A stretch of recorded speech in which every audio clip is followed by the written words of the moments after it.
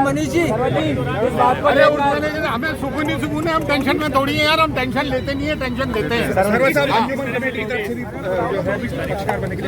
संगीत हो या सगाई, मेहंदी हो या बारात, इस बार रानी जैसा होगा आपका श्रृंगार तनिष्क नवरानी कलेक्शन के साथ। विजिट तनिष्क शोरूम, वैशाली नगर, मेन रोड, अजमेर।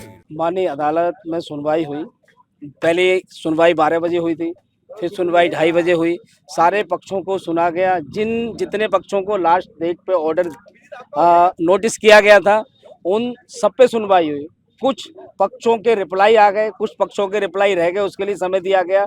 मुस्लिम पक्ष की ओर से 7/11 की भी एप्लीकेशन लगाई गई कि ये दावा चलने योग्य नहीं है। मुस्लिम पक्ष पहले दिन से कह रहा है कि दावा चलने योग्य नहीं है, और मैं यहाँ कह रहा हूँ 7/11 का यहाँ कोई मान्य नहीं है कि 7/11 ज्ञान वापी में भी डिसाइड हो चुकी है। 7/11 जो ईद का मथुरा का केस है उसमें भी डिसाइड हो चुकी है कि ये मुकदमे सब चलने लायक हैं। भारतीय संविधान और कानून ने हमें अधिकार दिया है, उस बेस पे हमने मुकदमा फाइल किया है। अब हमें उम्मीद था कि 4:30 बजे ऑर्डर आएगा, लेकिन अभी कोई ऑर्डर नहीं आया है। माननीय अदालत ने अगली तारीख दी है 24 जनवरी 2025।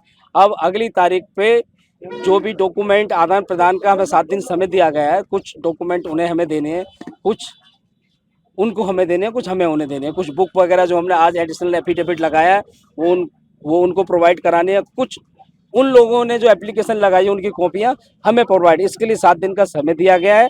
तो 7 दिन में सारी फॉर्मेलिटी पूरी हो जाएंगी, जवाब का आदान प्रदान होगा, और 24 जनवरी 2025 को दोबारा से हम ASI सर्वे की मांग करेंगे, जो कि हमारी ASI सर्वे की एप्लीकेशन पेंडिंग है। और हम यही चाहते हैं, मुस्लिम पक्ष को और समय लेना है, और 1 महीना समय ले ले, 2 महीना ले ले। यहाँ हमने 800 साल तक इंतज़ार किया, 2-4 महीने और इंतज़ार कर लेंगे। सर्वे होना निश्चित है, ये भगवान की इच्छा है, उसके तहत ही हमने मुकदमा फाइल किया है। अब उम्मीद है न्याय हमें मिलेगा, फैसला हमारे पक्ष में आएगा।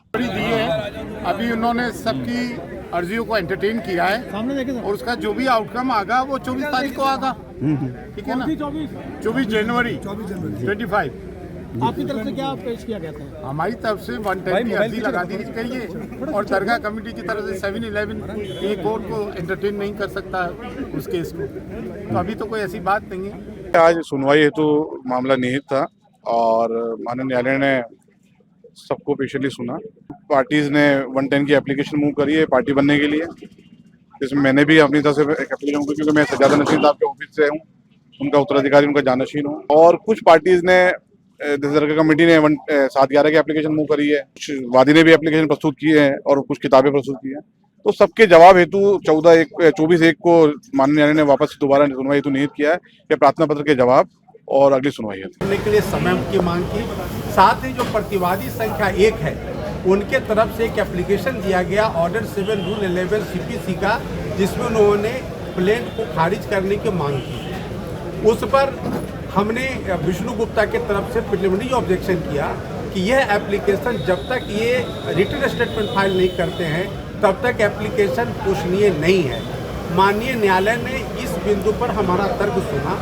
मैंने माननीय न्यायालय को यह भी बताया कि जो प्लेसेज ऑफ वर्शिप एक्ट के जो प्रावधान हैं वो इस सूट पर लागू नहीं होते हैं, क्योंकि प्लेसेज ऑफ वर्शिप एक्ट में मॉस्क, टेम्पल, चर्च, गुरुद्वारा की चर्चा है, जबकि दरगाह प्लेसेज ऑफ वर्शिप एक्ट का जो डेफिनेशन उसके दायरे में नहीं आता है। साथ ही साथ मैंने माननीय न्यायालय को जो ख्वाजा दरगाह एक्ट है 1955 का, उसका भी मैंने हवाला दिया, और उसमें बताया कि इसमें इसको इंस्टीट्यूशन माना गया है। जो दरगाह शरीफ है उनको इंस्टीट्यूशन माना गया है, इसीलिए प्लेसेज ऑफ वर्शिप एक्ट के दायरे में 1955 एक्ट के हिसाब से भी ये नहीं आता है।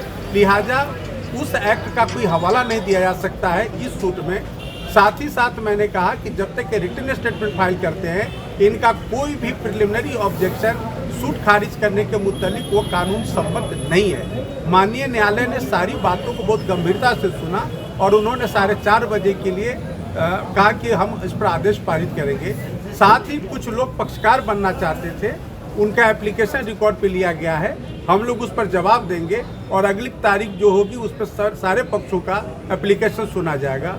ऑर्डर अभी आना बाकी है, लेकिन बताया गया है कि 24 जनवरी 2025 को अगली तारीख तय की गई है, अगली सुनवाई की। ठीक, गुड नाइट आपका सर नाम सर नाम बता दीजिए। वरुण कुमार सिन्हा, मैं इसमें प्लेंटिफ का वकील हूँ। दरगाह वाला जो विवाद मैटर जो है वो आज उसमें था, लिस्ट पे था।